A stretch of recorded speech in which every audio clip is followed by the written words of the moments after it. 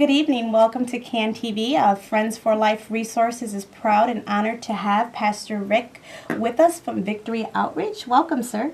Thank you. Actually, it's Pastor Steve. I'm sorry, Pastor Steve. Pastor Rick is my pastor. I know. I was thinking about him. Sorry. Shout out to you, Pastor Rick. Pastor Rick, everybody's thinking about you.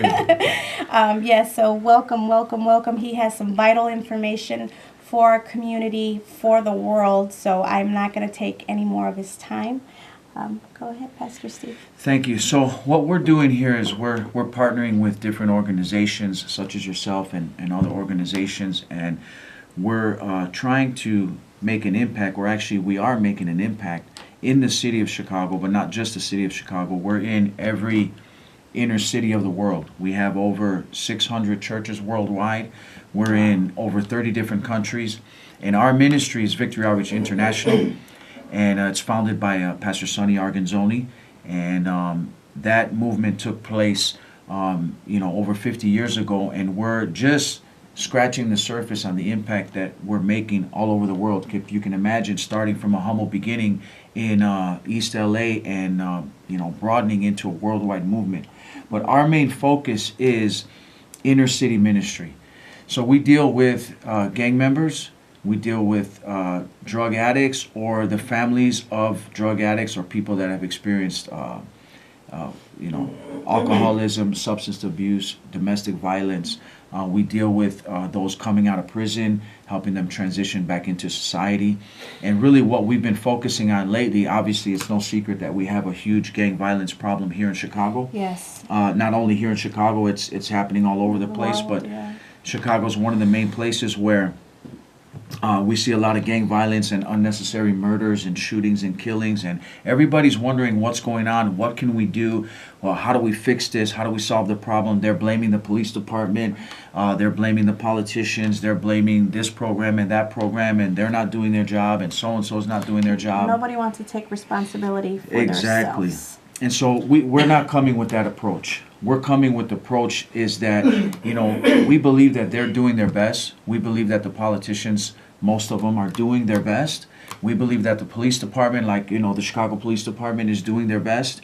We believe that all the programs, people such as yourself that are doing their outreach are doing their best, but it's sometimes not enough. Exactly. And our focus is changing the heart of the individual. And what I mean by that is, so if you ask me, how are we going to go into, right now, we're doing a great work in the back of the yards community. Right. We have an outpost there, and we started there a few months ago, and we're already seeing great results. We've been partnering with the Resurrection Project and different community resource centers, but we're going into, let's talk about back of the yards for a moment. Okay. We know that the back of the yards experiences high violence, a lot of murders.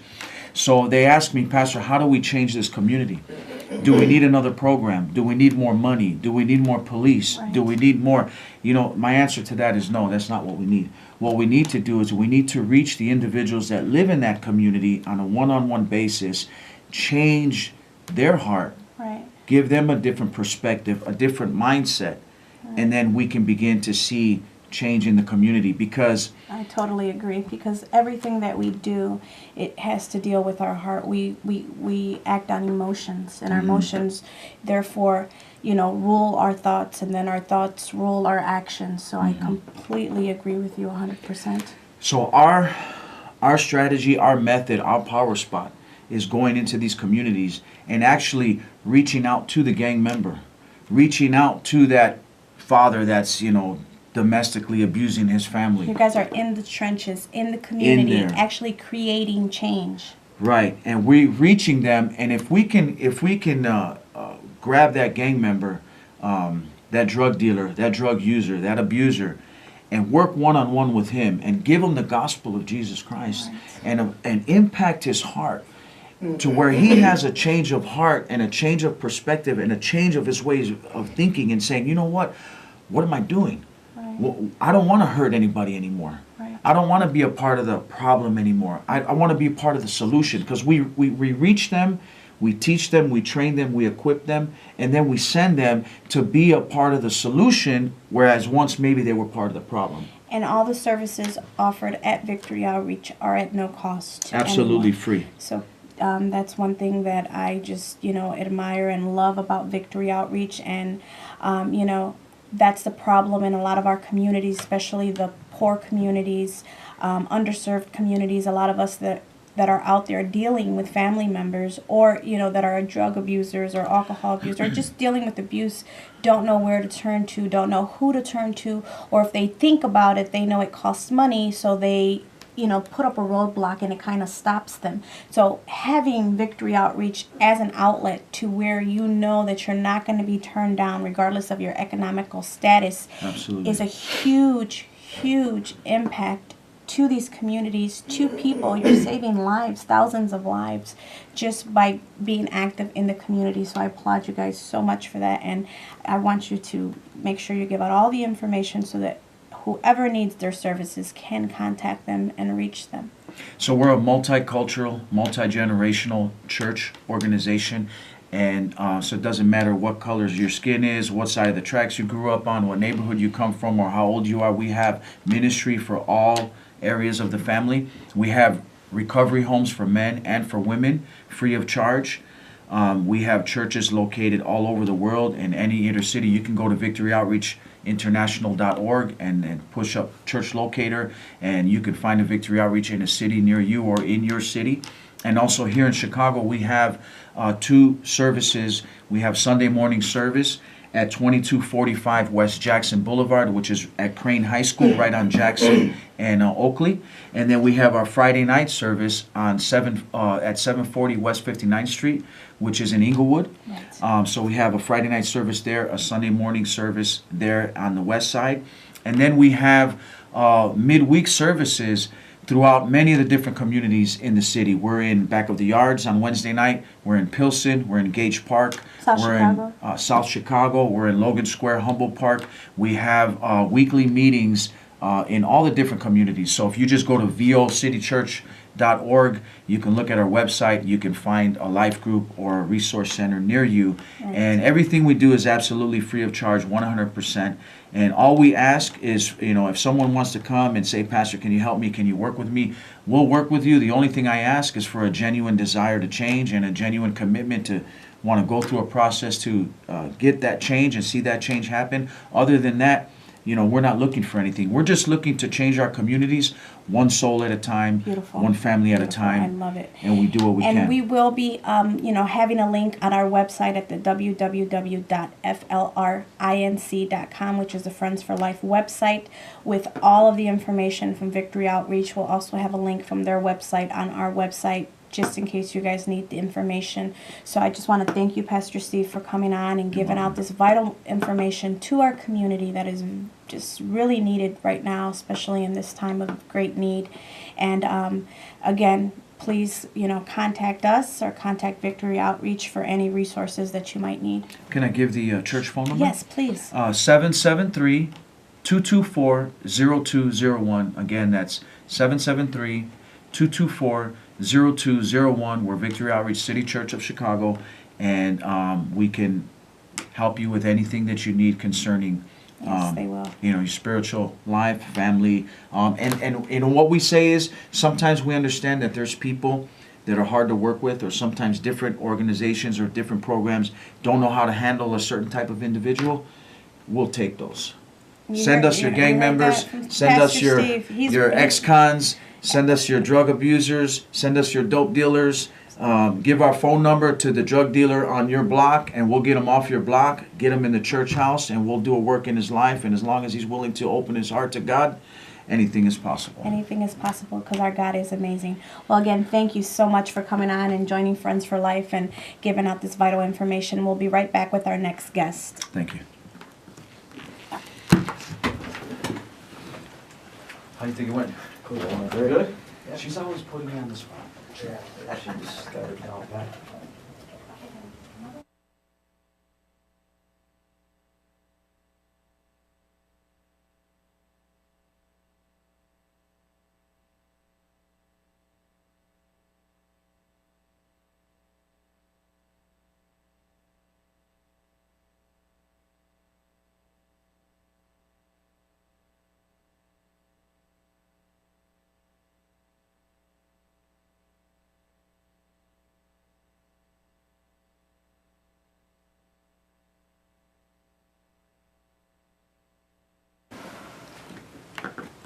Hi, welcome back. And we're here with our next guest. We're with Mr. Pop, Mr. Eddie Alvarez, right? Alvarado. Alvarado, I'm sorry. The Prince of Pain. And he's a very inspirational, amazing young man who's come to CAN TV and to share his amazing trial of tragedy and triumphant. So I will give it to you, sir. First of all, I'm honored to be here. Thank you. I've done radio a little while myself, so I'm usually the one doing the interviews. So this is a little change. For about a year now, I've been doing the interviewing. It all started with the community I'm from. You know, I came from a rough, Humboldt Park, Chicago. You know, people that don't know Humboldt Park, Chicago, it's a Puerto Rican community. On the northwest side of Chicago, and anybody who grew up around my time knows about the riots, knows about the Puerto Rican Fest in the 80s and the 90s, and Division Street. It was a rough time when I grew up. I got into gangs, I got into drugs. It wound me up in prison. I was 19 at the time.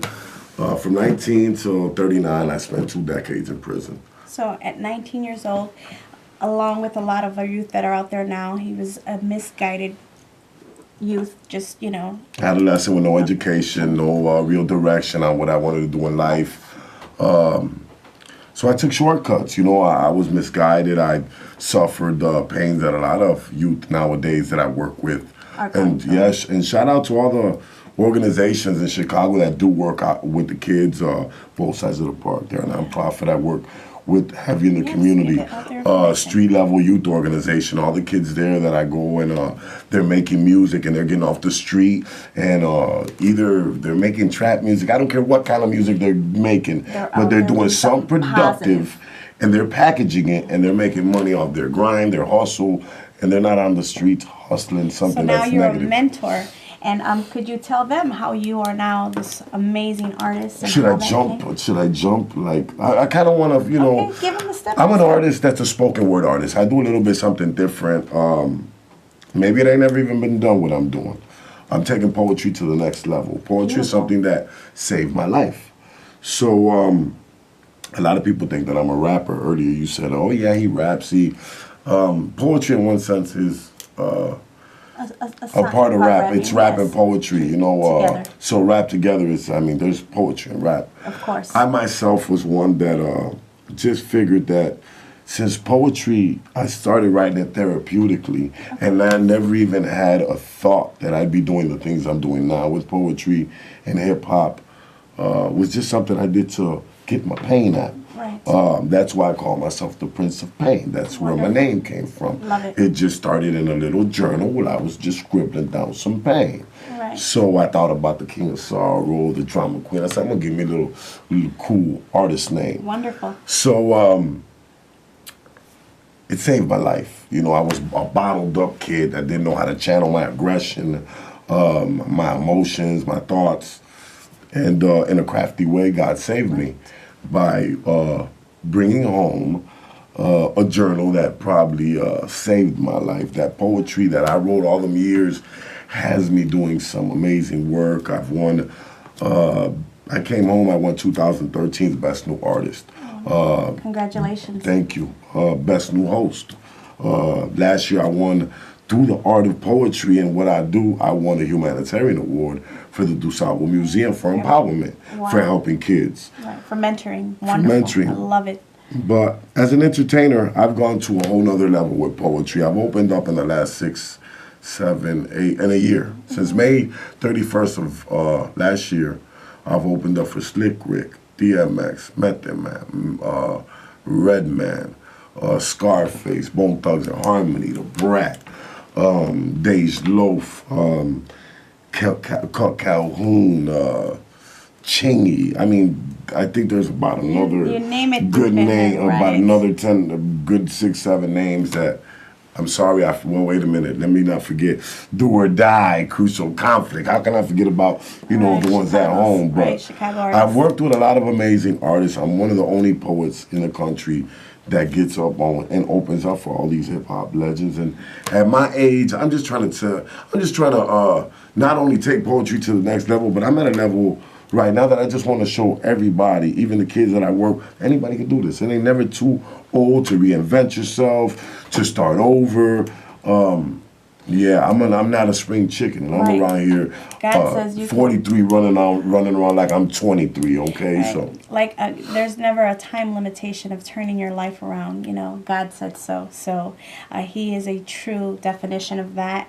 And I admire that you're out here now mentoring our youth through poetry, through music, because that's a lot of the ways that children are the only way they listen nowadays is through music, you know, through what they see on social media, through what they hear. They're allowed, like you said, to channel their feelings and get them out. And sometimes we need to do that, especially growing up in Chicago where we see a lot of violence through our windows on our streets. Where 65 people killed last week. where we're subject And they to were there, we get shot. you know, That's- witnessing a murder, you know, at any given time. So it's a necessity to have an outlet of some sort to somehow channel out that aggression, frustration, fear, whatever that might be. So I really applaud you for doing what you're doing with the youth. You know, it takes a lot of courage to change it.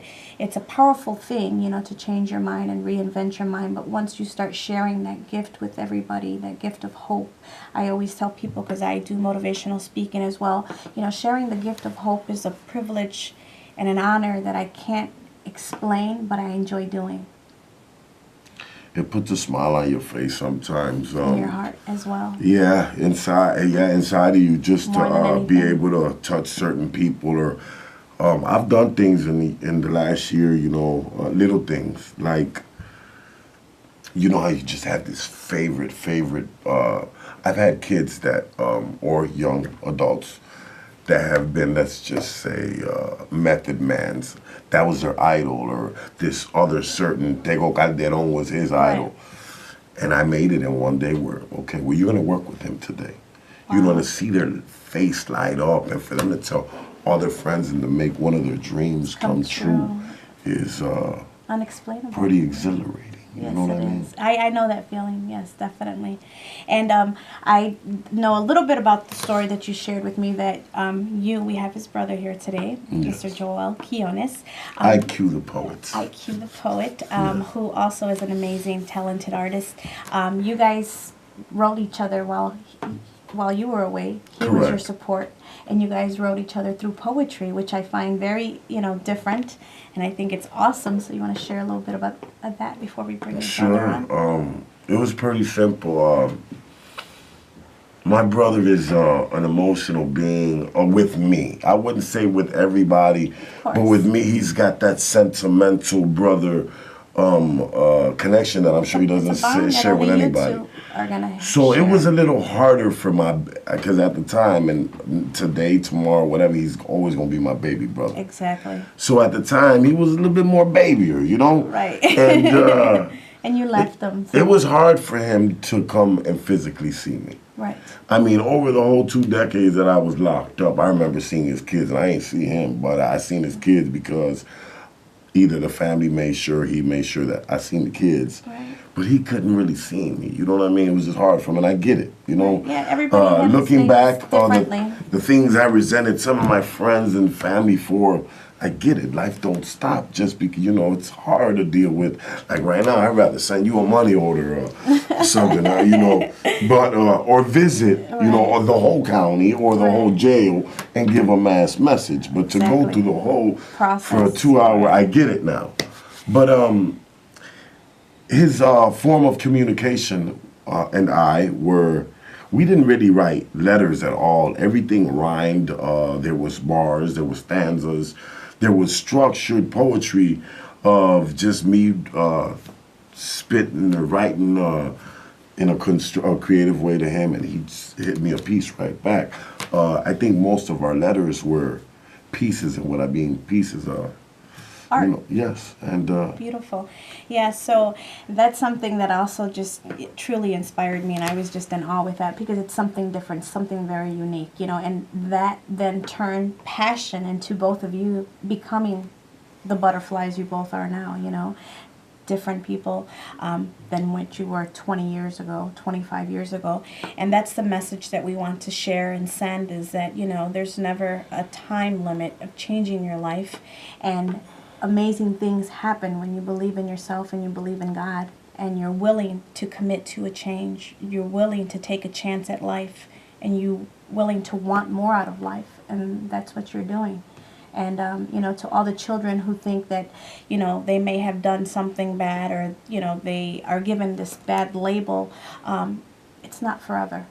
So, you know, I'm blessed. I'm not better than nobody. I'm working just as hard as the next person. Right. I'm honored just to be here with you. You're an amazing person. You have your own testimony. yes. And I'm honored and glad that I can share with others and Wonderful. just shed some type of light. And my brother and I are doing a lot of amazing things with entertainment, with the community, and for just to us to be involved in something like that. It's beautiful. Yes. So now what I'd like to do is bring your brother on. Sure, And- absolutely.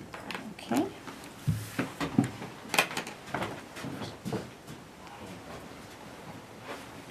And it's Quinones, right? Quiñones. Quinones, okay. So now we have Mr. Joel Quinones, the IQ poet. And go ahead and Well, first of all, I want to say that I've been called many, many things, and but never a butterfly. So thank you for that.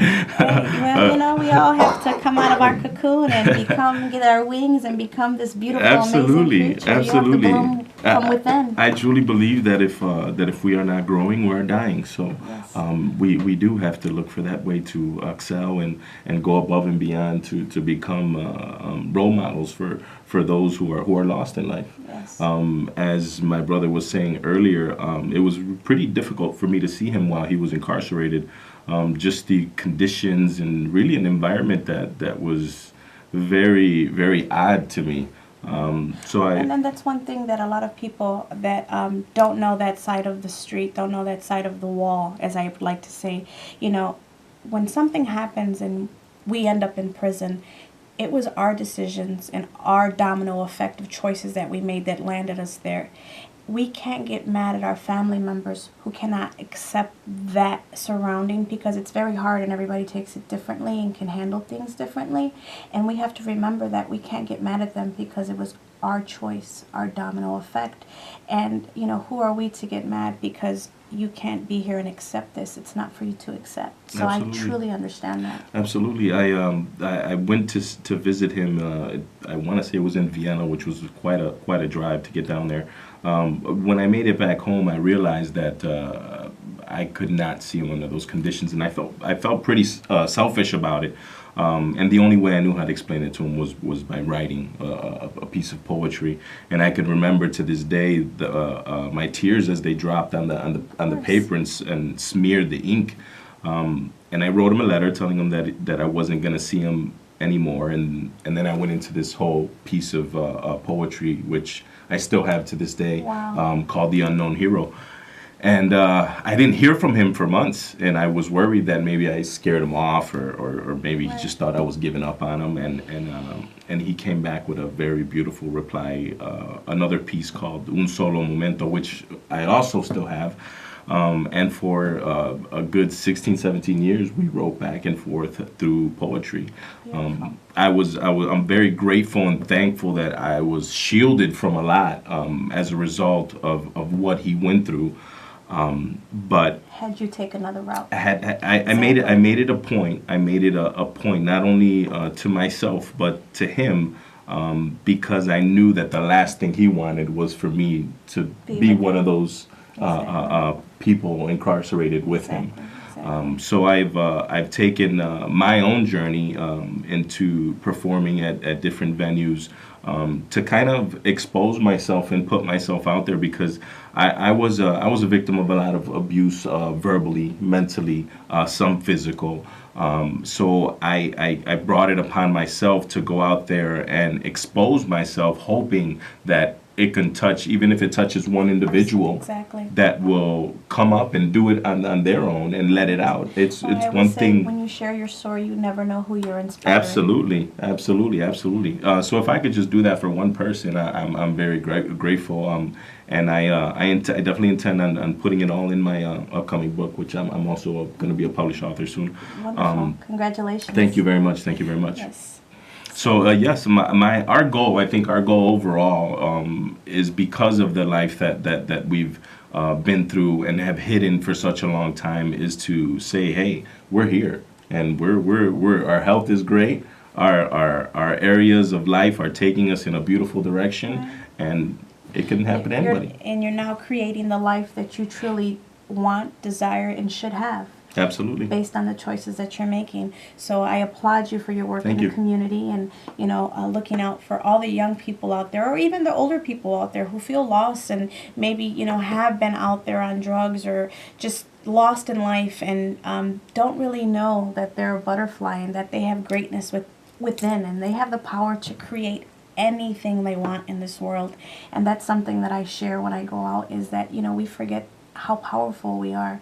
We have willpower. We have the power to create anything in this world. You have the power to create feelings just through your poetry. You can make a person cry. You can make a person smile. So the tongue is a very powerful thing, and stories are one of the things that help share that. So as a poet, I know you truly understand. Absolutely, and we're trying to touch really all genres of people, because we are also working on some children's books, to get out there and get some of these young poets to expose themselves now too. Not be So, scared yeah, and ashamed. Yeah, absolutely. So what would you like to tell our young people out there watching you, and based on your story, that amazing story that you've shared about you and your brother, a message that you want to leave Chicago and the world that's out there watching today?